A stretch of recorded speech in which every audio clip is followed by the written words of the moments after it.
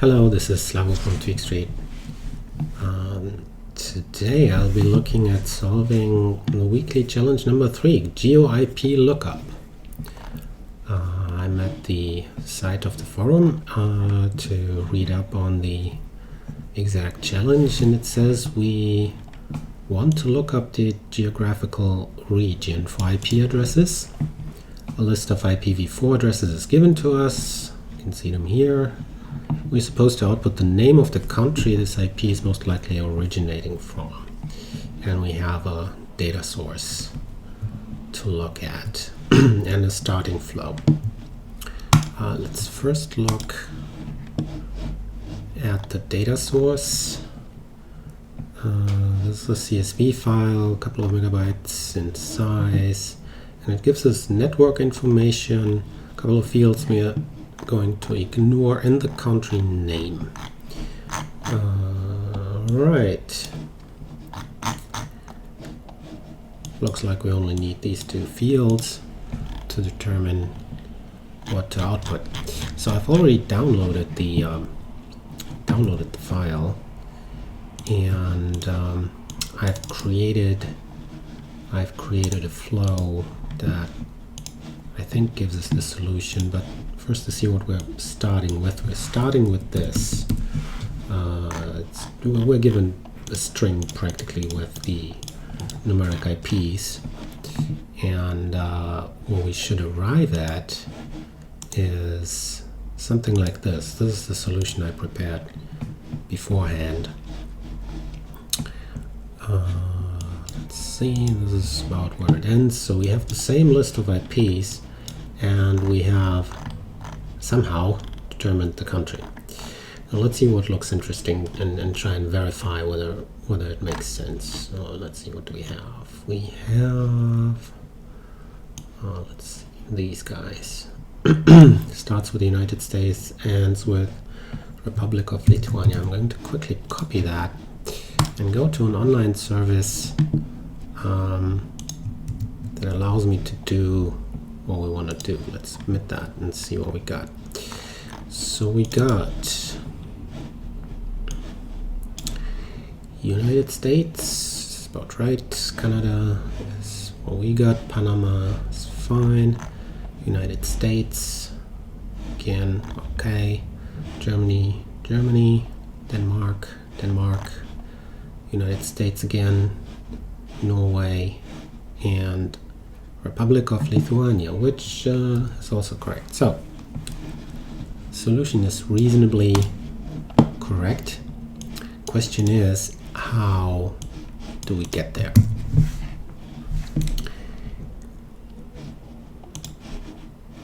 And for that, let's just start from scratch. Let's run, see what we got.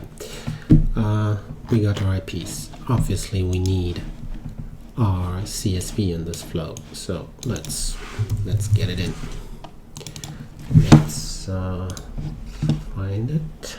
It's gonna be the CSV. I already downloaded it. Finds all the fields. We just need the network and the country name. We don't need anything else, and we're good. Let's call it 3 networks, and let's just look at the dummy just to preview whether what we got makes any sense. Okay, so we got the network and the country name as expected. So let's dig into what this means. It looks like an IP and a number that's attached to it. So what does it mean? How can we decide whether an IP is in this network or not? Now, when you Google this type of information and look for IP calculators, etc., you're going to find that this is a dual notation, and that the second number, so the IPs I'm assuming we're familiar with, but the second number after the slash is what's called the net mask. And it describes the range of IP numbers that fall within this network address. I've chosen this one. There are others, other subnet calculators that you can use, and they give you similar results. I like this one because it quite clearly shows what the network mask is and how it operates. So how does this work? First, an IPv4 address consists of 4 numbers. These numbers are between 0 and 255, and they map to 8 bits each, so 1 byte each. So we get 4 groups of 8 bits, each 1 byte. So now you might be wondering, how does this map? How does 41 become this sequence of 1s and 0s? So this is obviously binary notation for the same number. But how does this work? Let's do a quick excursion where we look at how number systems work in general, and then we're gonna quickly arrive at how to interpret this. Our regular number system, the decimal system that we're familiar with, works on the basis of 10, right? It's a decimal system. So if we want to write a number down, we're writing down a bunch of digits, and each digit is indicative of a power of 10. And I have the digits I can use are between 0 and 9, meaning 10 minus 1. So I can't use my base number, which is 10, but I can use up to the digit just before that. So if I wanted to notate a number like 41, that would mean I have 4 of these and 1 of this. So I have 4 times 10 to the power of 1, and 1 times 10 to the power of 0, which is anything to the power of 0 is always 1. If I wanted to make this like 141, then I would have to add 1 digit for 1 times 10 to the power of 2. If I wanted to make the 6141, that would be 6 times 10 to the power of 3, plus 1 times 10 to the power of 2, plus 4 times 10 to the power of 1, plus 1 times 10 to the power of 0. Now we can do the same kind of trick with a different base. We don't have to use 10. 10 is just convenient because we're animals that have 10 fingers and we're familiar with the quantity. It could be anything else. And for computers, binary, meaning 2 as a base, is convenient because computers can distinguish very well between 2 voltages or the absence of a voltage and a voltage. So 2 states are easily distinguishable in electronics. So base 2 is convenient, which is why binary exists. So let's see how something like the number 41 would translate to binary if we create the same schema like this. So a binary schema would be 2 to the power of 0 is 1, 2 to the power of 1 is 2, 2 to the power of 2 is 4, 2 to the power of 3 is 8. We're going to continue with 16, 32. Each time we're multiplying by 2. Let's move this a little bit so we have space for 2 more bits, 64 and 128, and that would give us 1, 2, 3, 4, 5, 6, 7, 8 digits. The digits I can use are between 0 and my base minus 1, which just gives me 0 and 1, my base being 2. And now if I want to write down something like 41, I'll start on the left and work backwards, always checking whether my remainder fits into the power that I can express. So the first one that would fit, so these two won't fit for the number 41. This one will, and if I do this, if I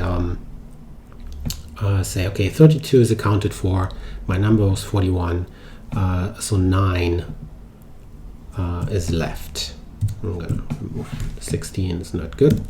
1 for the 8, so from our 9 that still need to be accounted for. 8 is not taken care of, so 1 remains, and this will be the 1. So this is the pattern that makes up the number 41, and it's 0, 0, 1, 0, 1, 0, 0, 1, 0, 0, 1, 0, 1, 0, 0, 1. That's exactly what we have here. And the same principle applies to the other bytes. So that will be 138, which is 128 plus 8 plus 2, and the 80 is 64 plus 16. We have a gap here because this calculator makes a gap at the point where the network mask splits this address in two. We'll get to that shortly. So this is how binary representation works. And maybe one more thing, in case you're working with a calculator that uses hexadecimal representation. Now you could play the same game that we did with 10s with 16s and say, okay, my base is 16, and so you'd have 1s, you'd have 16s, then you have 16 squares, 16 to the power of 3, etc. But nobody really uses it like that. Whenever you use hex notation, you're basically using a shortcut notation for 4 bits. So one hexadecimal digit is in the range of 0 to F, which is 0 to 15, and the digits 0 to 9 are just the regular digits, but then you have A, B, C, D, E for 10 to 15 to represent them somehow and not confuse them with the other digits. And so these happen to be 4-bit patterns. So a 4-bit pattern gives you 16 different values from all zeros to all ones. If you pick all combinations, you're going to arrive at 16 different ones. And so 0 would be this, just looking at these 4, and then you start counting. You have 1, and then you'd have 2, which would be this one. You'd have 3, you'd have 4, and so on, until you arrive at 9, which would be this, and then you go to 10, which is represented as an A, and you'd go to 11, which would be B, and 12, B, C, 13, D, 14, E, finally 15, PF. So these are from 0 to 16, the 16 different patterns. And whenever you see something written down in hex that says, I don't know, that says C5, that's 1 byte. It's 2 4-bit sequences. They're also called nibbles. So 4 bits it's also called a nibble, and 1 nibble is exactly 1 hexadecimal digit. So if we wanted to write down C5, what does it mean? Well, C is C is 12. So let's put this into the first pattern. Let's put a 12 in. Let's not get confused. Let's put a 12 in, so that's the pattern, and a 5. That's it. So if I have a byte value that says C5, this is what I'm looking at in terms of 1s and 0s. We can quickly verify that in our calculator. So if I'm using hexadecimal and I'm going to say C5 is my value, then that will tell me it's okay. It's 1100 0101. It's exactly the pattern I have here. Whatever that happens to be in decimal, nobody cares. It's when you're looking at hex values, you're usually not interested in what it is, and in decimal, you're usually interested in what the bit pattern is. All right, let's go back to our networks.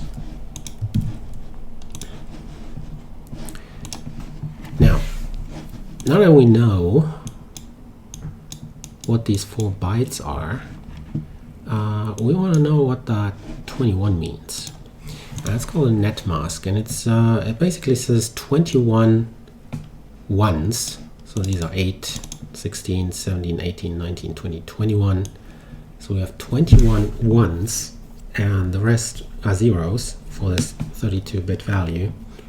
And this is called a mask because it says wherever there is a 1 on the left, that has, or the part of the IP address that has ones in the mask is the number of the network. And whatever happens here in the IP address, like if I put in a 7 here, then the bits would change. It doesn't matter for the network number. It's just the IP of a host on that network. So if I want to know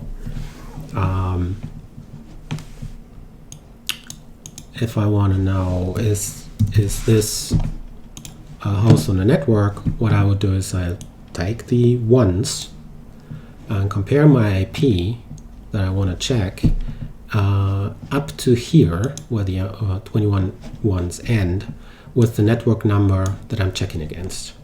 And if that happens to be the same number, basically I'm ignoring whatever comes after the net mask, then the IP belongs to that network. And if it doesn't, well, it doesn't belong to that network. And a quick way of finding out whether an IP belongs to a network or not is just to perform an AND operation on the ones and zeros. An AND operation on all ones means whatever your other operand is, it's going to be preserved. So if I combine a 0 with a 1, it's going to stay a 0. If I combine a 1 with a 1, it's going to become a 1 when I AND these things together.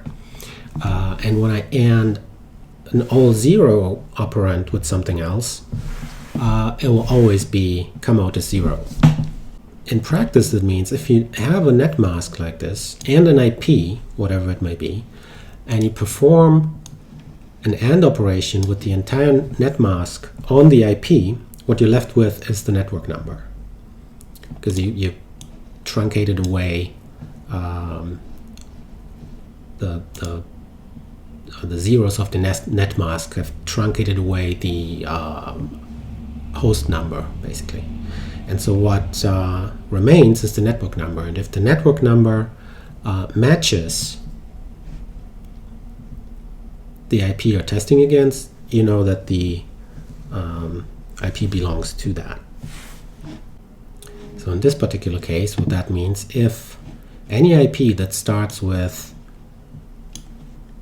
these ones and zeros, any IP that belongs that starts with these ones and zeros belongs to that network, to the network designated by that number. And anything that happens after this doesn't matter.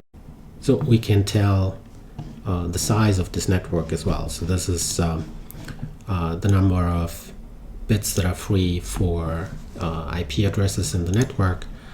So you know it's 8, 9, 10, 11 bits.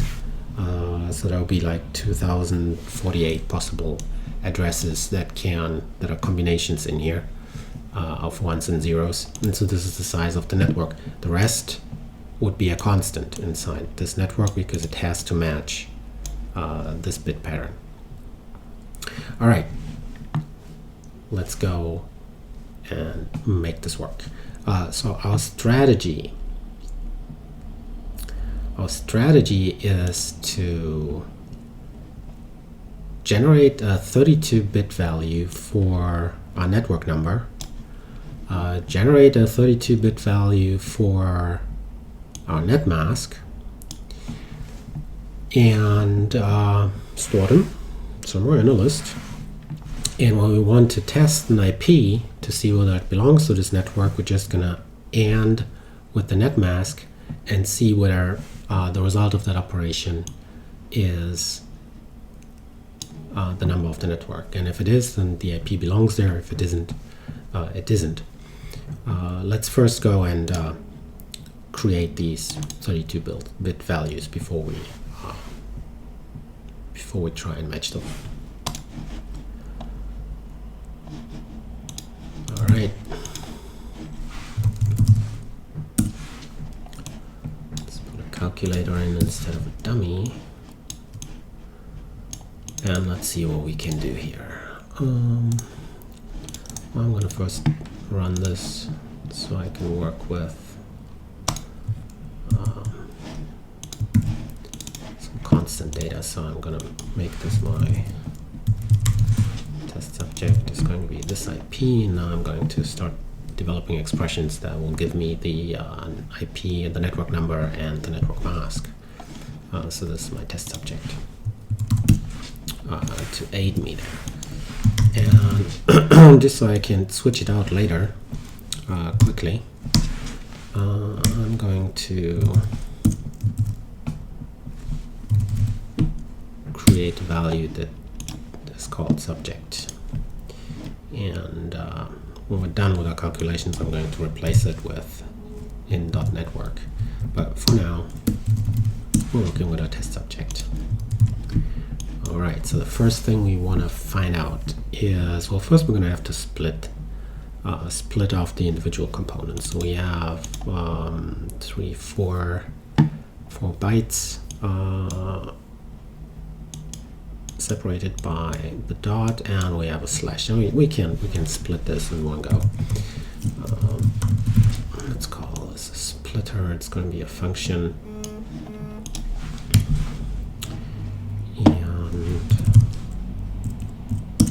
Going to use a formula, regex splitting on the dot, which I have to escape because it has special meaning in regular expressions, or the slash. So this is going to be my splitter function. In case you're wondering,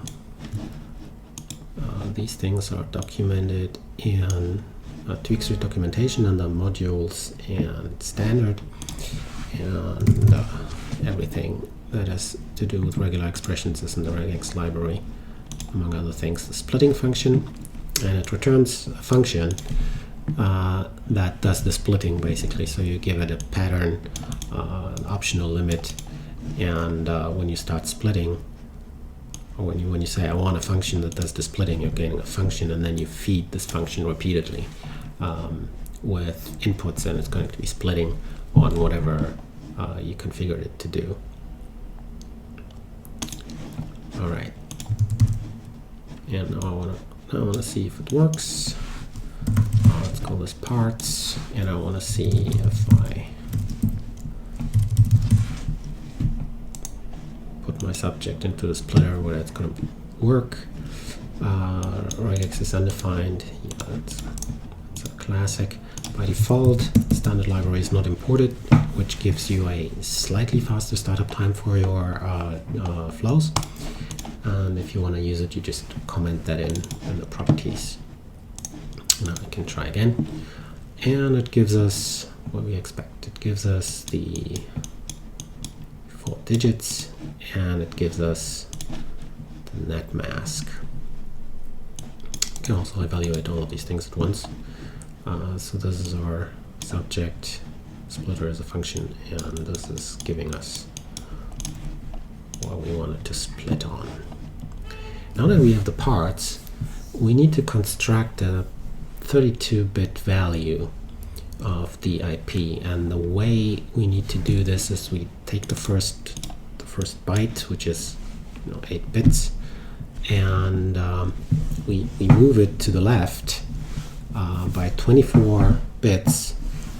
So in our entire 32-bit structure, they move to the left, and then we take the second byte and move it by 16 bits, and then we take the third one and move it by 8 bits, and the last one stays where it is, and then we combine all of this together to get a 32-bit value.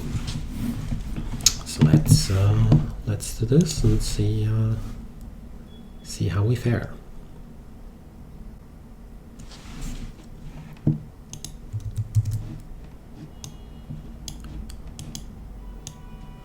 Let's create a little function that uses our parts and generates the IP. Let's call it make IP. And this thing is going to be a function that accepts a list of whatever bytes, and it returns a long value, which is our combined binary IP value. And we're gonna just say, okay, give me the bytes, but position 1. We're gonna move it by 24 bits, and we're gonna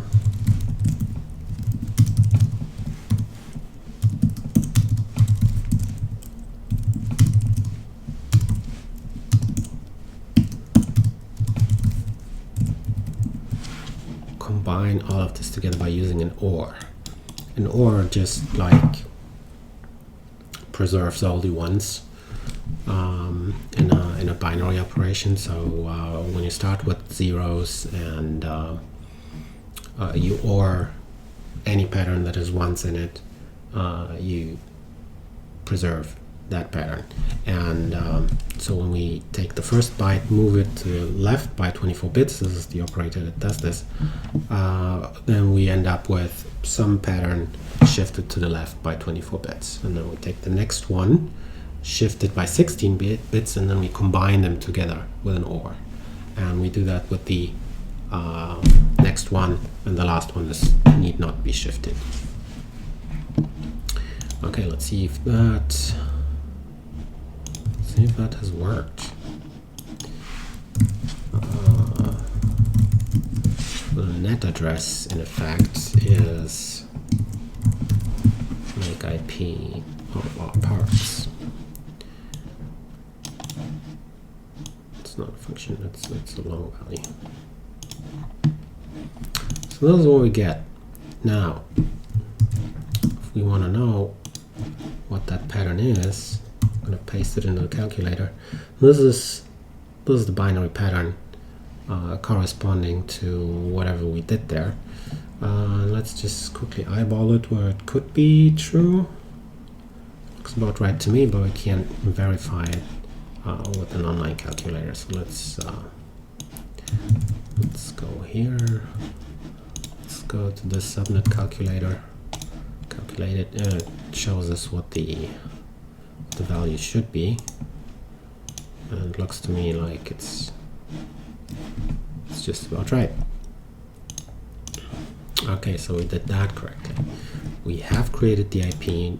Now what we have to do is we have to determine the mask, which is 24 bits starting from the left.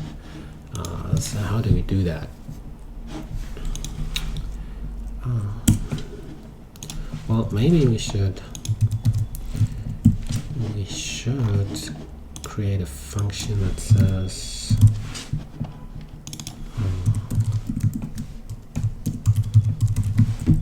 number of bits. We pass in the number of bits, and it gives us again a long value. And how does it create the number of bits? Well, we're going to have to repeat adding ones and zeros. Well, I mean, we could make this a lookup table or something, but we can also use a loop of sorts. In the fun library, which stands for function, there is a times function where I can say, okay, I want to call a function a couple of times, and starting with a value, I'm just going to repeatedly pass it in to arrive at some sort of end result. And what we could do is we could have a function that, when called, it takes an input value, pushes it to the right, and adds a 1 on the very left. And if we do that often enough, it gives us numbers, ones to the left of a bit pattern. Let's see if we can do that. So what do we want to call? Well, if we want to fun times, we want to call the this function numbits times. We want to start with a 0, and whatever we're getting, we want to push it to the left.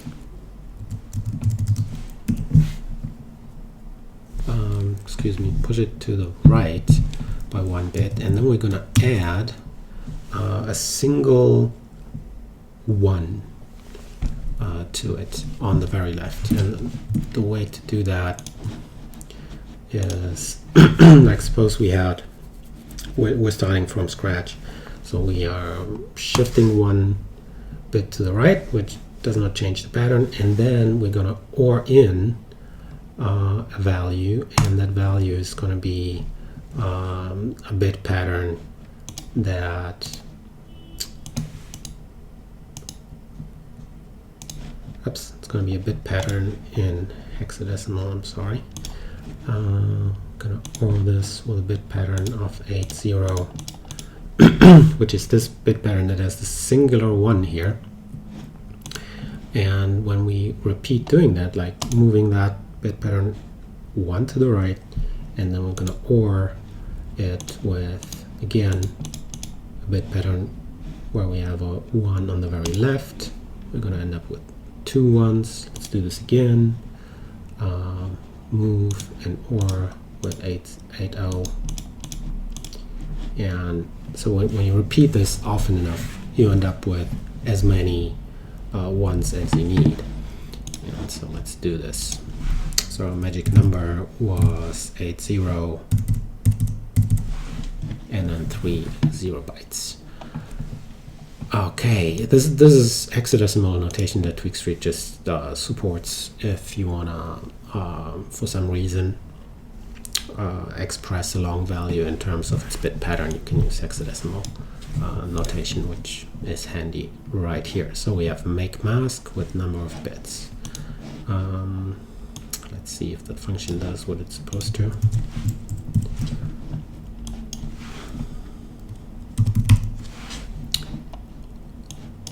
We're going to call it with parts index 0, 1, 2, 3, 4, the last one. And see what we get. We should get 24 zeros, 24 1s in a row. Let's see if that checks out. Yes, these are 24 1s and 8 zeros. So this looks good. Now what we can do is just output these things. I mean, we have a mask. That's a reference. And we have our, let's call it the net mask and net address. We just pull them from up there into output fields, and that should already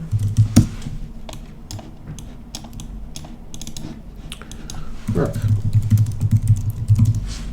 Extract address and mask. Let's run this. See what we're getting. So when we're looking at a pattern like this, the net mask should be 18 bits. It's the same number everywhere. Oh, I really should replace it, the subject, with the number we're currently processing. Or we're gonna get constants everywhere. Okay, now things are different. So looking at this, is this 21 bits in a row, 21 1s? Yes, looks good. 21, 2, 3, that would be 24. That looks good. And the net address looks plausible. Let's look at it in hex. B2 162000. Let's see what their subnet calculator would say to that. and it also says B2162000. B2162000. Wonderful. So we're doing something right. Now, one observation: this list of IPs, I've opened it here. It has 172,000 entries. That's quite a few entries. And what we're doing here is we are creating this mask for each entry, even though there are at most 32 different ones, right? Because there can only be either no network mask, which would be a pathological case, 1, 2, 3, 4, 5, up to 32 bits, which again will be a pathological case for sizing the network. So what we can do is not running a loop every time, creating, pushing once for every entry. We could just create the different possibilities in a list, and then use the network number as an index into that list. So at index 24, we would find the network mask we need. Let's do this.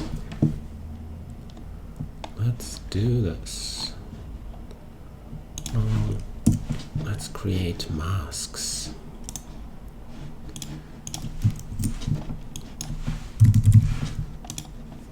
Masks, which is a list.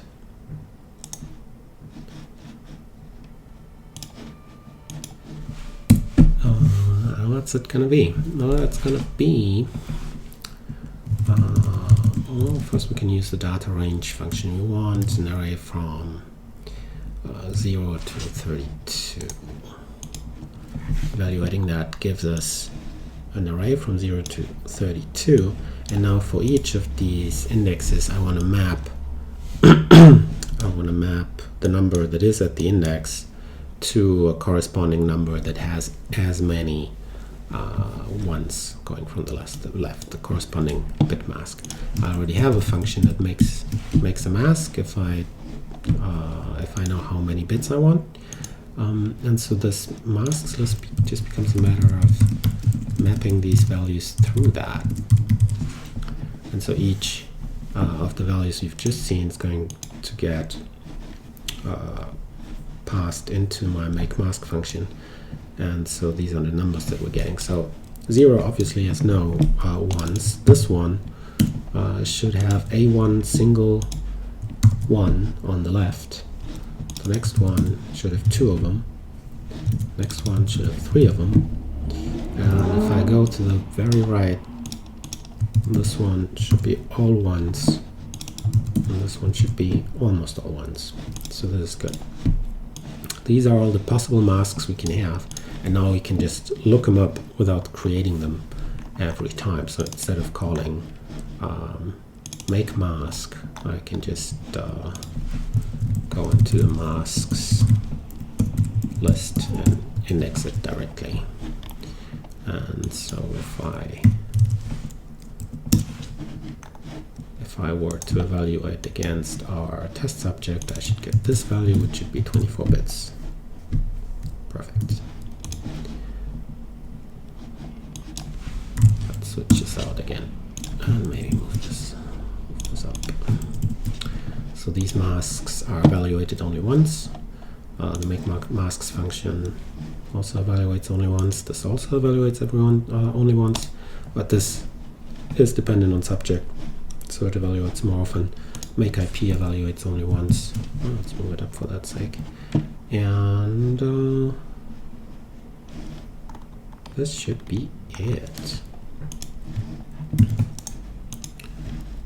Let's see if that optimization worked. Seems alright. Let's pick a random one to verify. Let's see what the calculator says. It says this is the IP, which looks correct, and the net mask is 14 bits. That's 12, 13, 14. Perfect. Okay. Now we've created 170,000 rows in here, and we need to check the IPs against each possibility. Now it would be pretty inefficient to do this for every single IP when we know some things about our data already. One thing we know is these networks, they have a significant number of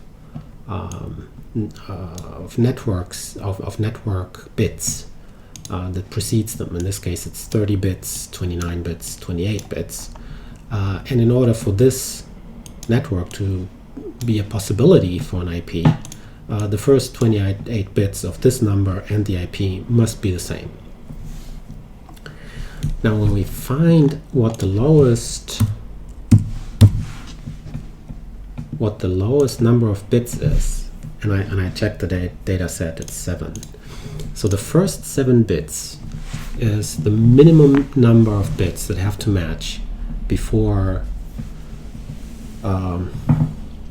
that have to match on any IP so that it can be a candidate. In this case, it's going to be exactly 7, but in the other cases that have like a net mask of like 15 or more bits, it's going to be at least the 7 bits plus more.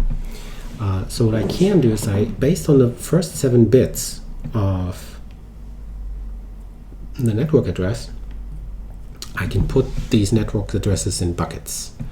And if they have a different set in the first 7 bits, they would go in a different bucket. So if this would be, there's going to be a bucket for all zeros, there's going to be a bucket for 0, 1, 0, 1, 0, 1, 0, and there's going to be a bucket for all the other patterns. And what I'm going to do then is, when an IP comes in, I'm going to also extract the first 7 bits, and I'm going to look up all the candidates that are possible matches from the other stream, and then only check this subset.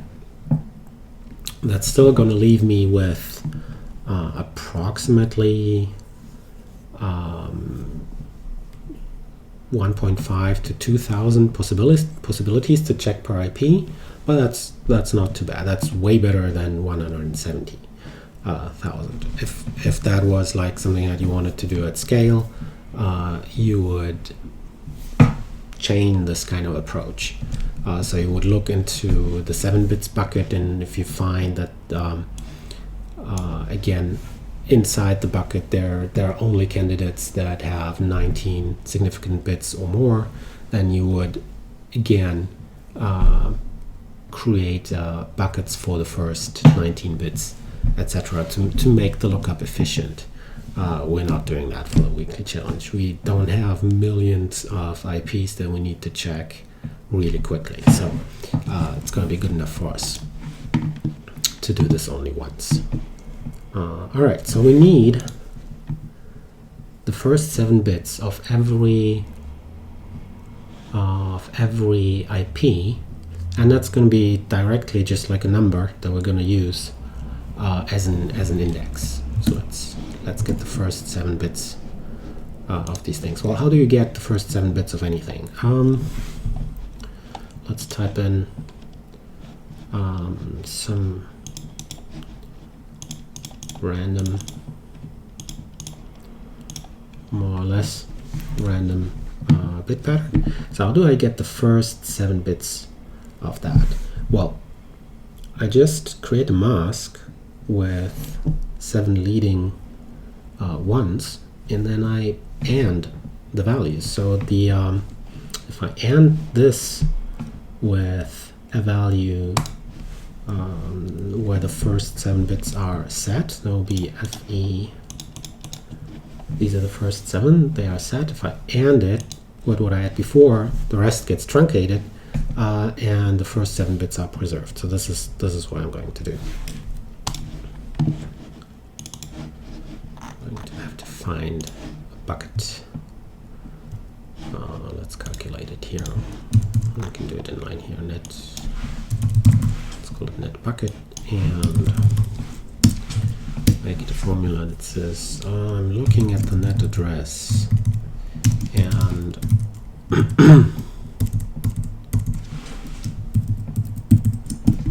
and I'm just going to end this bit pattern in. So that preserves the first 7 bits and truncates everything else. And that I'm going to use that as an index to find eligible possibilities for each IP to check against. Now let's collect these things into these buckets first. So let me just do a quick preview to see if things are happening as they should be. So we have a net bucket here. This is 41 something something. So let's see if this value is consistent with 41. So if we wanted to 32 set, and would have the 8 set, and would have, so that would be 40, and would have the 1 set, but the 1 is already bit 8. So it's already truncated away by the 7-bit rule. So this is correct.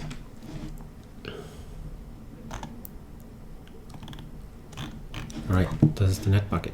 Let's group all of them, all IPs into buckets. Group by, let's say collect buckets, and we're gonna group by the net bucket. And our aggregation would just be collect, so we're creating a list.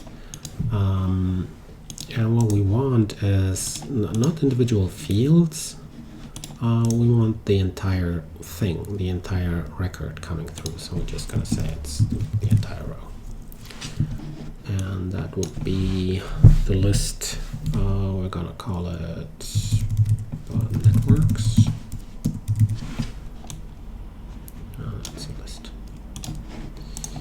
And when we preview it,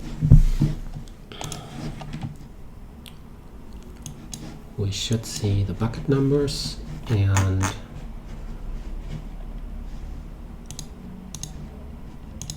each of those would have 1 or more entries. So these are the networks. There's more of them, but the preview is truncating these values as is signified by these ellipses. So that it won't overwhelm the UI to show me, megabytes and megabytes and megabytes of data in this little text preview. But I'm getting the general idea. It's enough for that. Okay. So like this network, the first 7 bits translate to this value, and the actual, I lost it, and the actual net mask is more bits, but at least at the point where we picked the net bucket, we know that the first 7 already match. So we're going to have a much smaller subset to look through, not the full 170,000. All right. We're going to have to do something similar with our IPs. We're going to have to, well, at least we're going to have to make the IP. I can copy this function in here. I could put it into the flow and reference it. I'm just going to duplicate it in this case. And I'm going to say, okay, we want the IP. I'm gonna need a splitter function too. I'm just gonna copy that.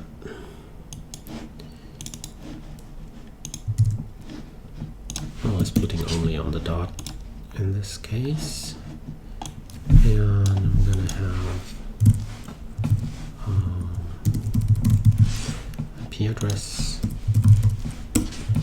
It's gonna be make IP splitter of the incoming IP, which is a string. And I'm going to need the net bucket again. The net bucket is going to be whatever my IP address is. I'm going to and this value again to just preserve the 7 leading bits. And let's see what we're getting. Getting an error, make IP as undefined. Yeah, I probably forgot to reference it properly.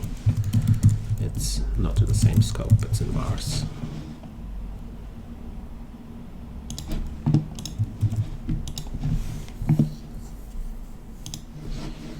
Okay, so we're getting IP, we're getting the IP address. Let's quickly verify that we didn't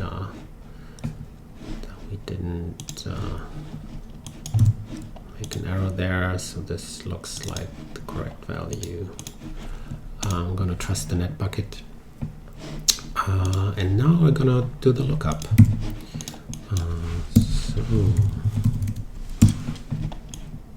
going to look up these values. Let's name this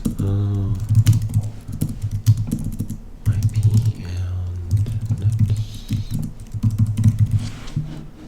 buckets. And we're going to look up the bucket. So whatever the net bucket is on the IP and the net bucket on the lookup, we want it. And we want on the lookup, we want the networks array.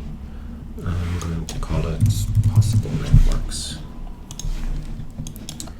So for every IP that passes through, we should find ourselves a bucket with the matching possible networks that have the same leading 7 bits at least. So looking up this IP and looking at the first 7 bits of the IP address, these are the possible networks which at least have the 7 leading bits in common. To make a final determination, we have to test them individually to see whether the IP really belongs there. And to do that, we're going to have to take the net address, which is the number of the network. We're going to compare that with the IP with the net mask applied to it. And if we take the IP, apply the net mask, and what we get out of that is the net address, then it's a match. And only then it is a match.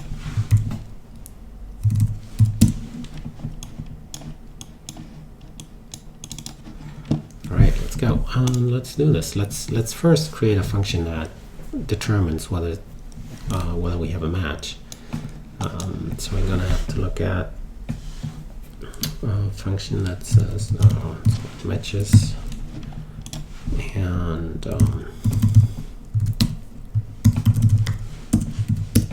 it's going to be a function that takes a net address and a net mask and an IP, and it's going to return true only if taking the IP and ending it with the net mask, we arrive at the net address. And I'll have to put some brackets around that, because operator precedence with binary operators is always funny. Alright, so we have a function that's called matches. It supposedly does this. Now I need to see whether it really works. Let's test it with something obvious.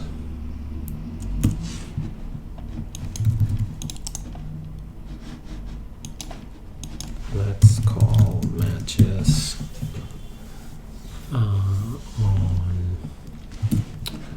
let's just use this net address.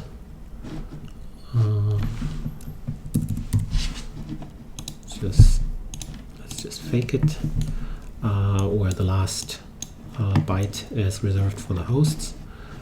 So that will mean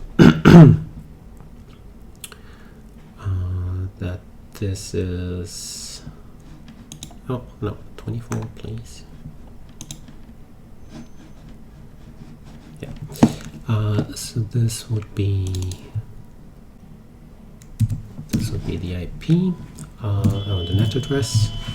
The network mask is going to be 1, 2, 3 bytes, and the IP, let's use something in range, like let's add 1, something like this. So that would be 9 here, and so that should be a match. But if I change some arbitrary thing, some bit that is early on, it should not be a match. Great. Alright, so what are we going to do next? We're going to look at, we have to loop over the candidates in our possible networks and find the first one that works. So let's do this. Maybe we should do this with some test data. Let me see. Let's reopen one of the runs from before. See what we got.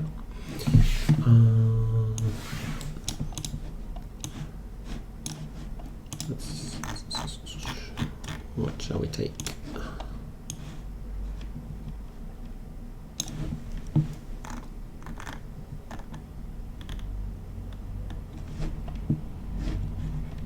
Let's just take this as possible networks.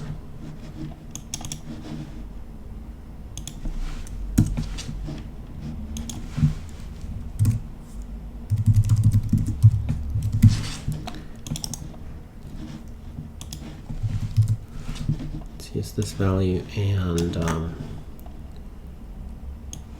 let's just drop the truncated stuff at the end. So these are going to be our networks. Let's pick one that we want to be our positive match, like this. Right. Let's take this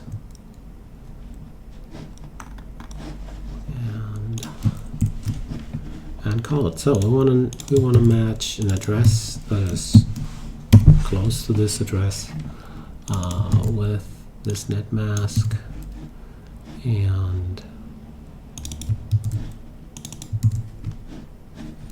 this network number. I confused the order. So that should be true. And if I checked some address that is not very close to that, it should give us false. Alright, so that works. Now we're going to try and find the first one that fits. So that would be our Japan entry. So this is the IP we're looking for. Do we need anything else? No, I don't think so. Alright. And so now we're going to say data find, which just iterates over an array and returns the first item that matches a predicate function, and we're going to test for possible nets. And our predicate function is going to say, okay, so these are the nets, and one particular net, and we want to see if it matches. So if the net address, let's format this properly, matches the net address and net mask are a fit for our IP.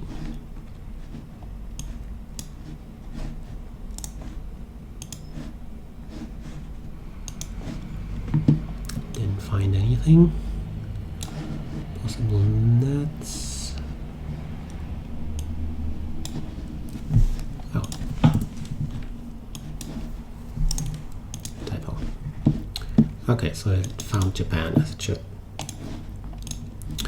So now we can replace this with real data. So we're testing possible networks against our IP address.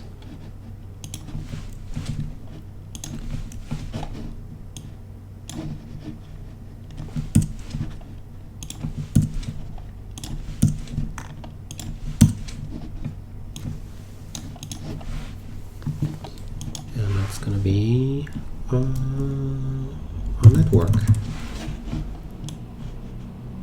Ideally that will be a dict. And now we want to output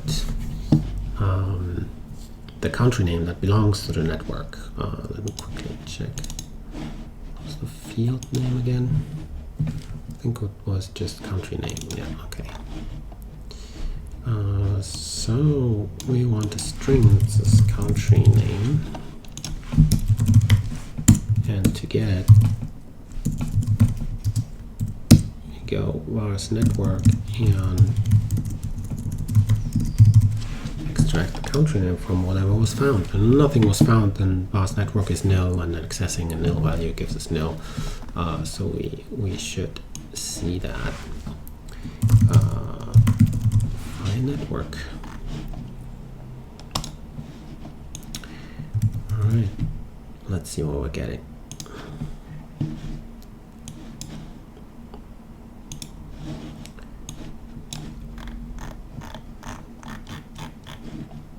We're getting the country name we need.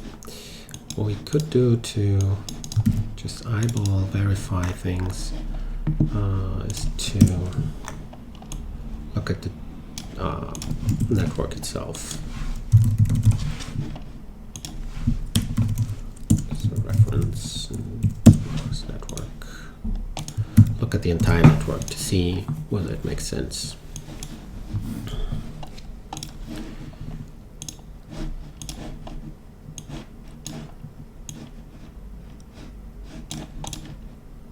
So these are the networks that have been selected. This is the network selected from the possible ones. Like this one has a bunch of options, and this one was selected. Let's see if it makes sense. 2019 168, 2017 83, 2019 160, and we have 11 bits of net information, which means 3 bits here. That looks about right. Okay, let's get rid of the access fields and just display the country and then re-verify.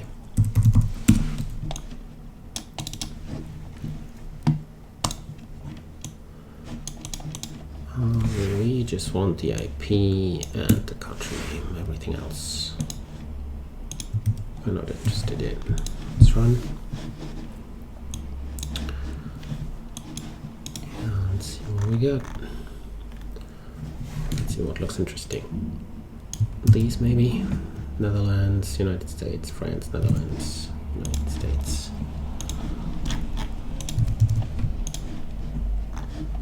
Netherlands, the US, then France, Netherlands, and again the US.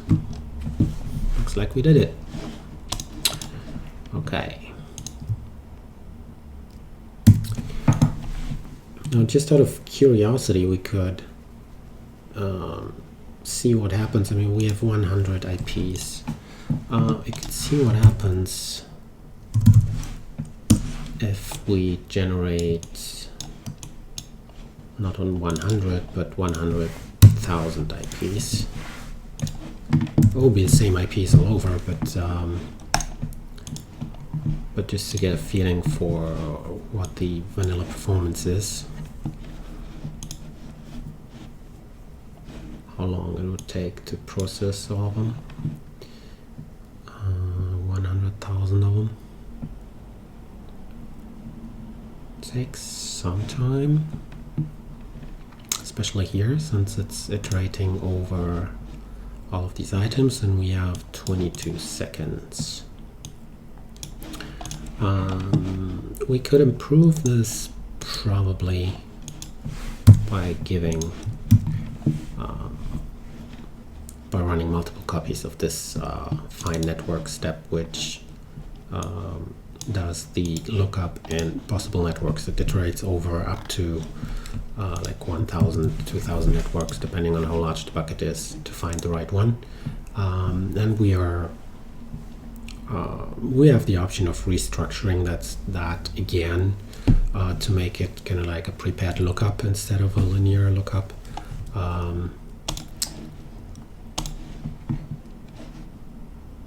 I wouldn't want to do that. If I wanted to do that, if I had that performance requirement, I would probably put this into a plugin. Okay, so that was done much quicker. 11 seconds. It was actually more like 7 seconds, and the last 3 seconds were used to just push all of this data through to the UI. Let's see what happens if we don't track arrows.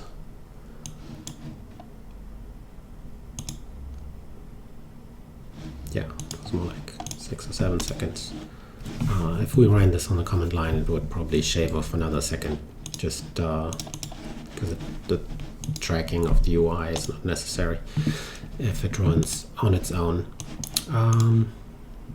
Okay, 100,000 rows in 6 seconds, just with the scripting lookup, just from a CSV without any fancy data structures. I'm happy with it. Alright, thank you, and talk to you next time.